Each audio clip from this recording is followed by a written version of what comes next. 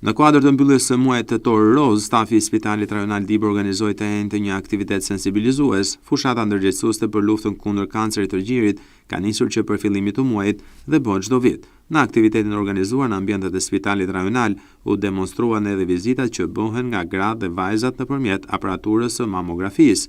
Drejtori i Spitalit Rajonal Dibër, Rushdi Deda, tha se ky muaj duhet të jetë shembulli të gjithë vitit për t'u treguar më të kujdesshëm ndaj vetes. Është ndërgjegjësimi për pjesën e kancerit të gjirit.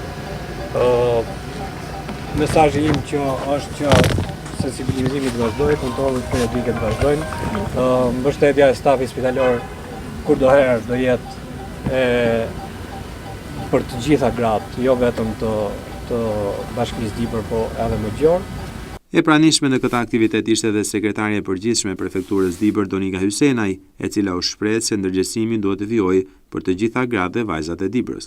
Mua më vjen mirë që një numër i madh mamografish, siç e tha edhe drejtori atje, mbi 700 gratë të cilat kanë bërë mamografin, që është falas në spitalin ton, por njëkohësisht që dyshohet për 15 gra dhe shpresoj që doktoresha ta ketë parë gabim atë mamografin aty në 15 grave, të cilat kanë shku për një depistim apo ekzaminim më të hollësishëm në Tiranë.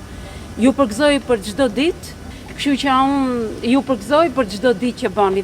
Njëra nga infermierët që po lufton ende me sëmundjen e kancerit të gjirit është Elsa Sada, e cila inkurajoi të gjitha gratë që të bëjnë kontroll të hershëm të gjirit. Para një vite gjys u diagnostikova me tumor. Të kesh tumor nuk do të thotë se është fundi botës. Pa qëllim ditën e parë që u vendos dekori aty në hyrje të spitalit, kam shkruar para dhe kam shkruar mesazhin që një diagnostikim i hershëm shpresë për jetën. Edhe nëse gjërat do kapen në kohë, atëherë jeta vazhdon. Nuk di çfarë them, jeta është e bukur, prandaj nëse ti do vazhdosh, do kapësh gjërat në kohë, edhe benefitet janë shumë.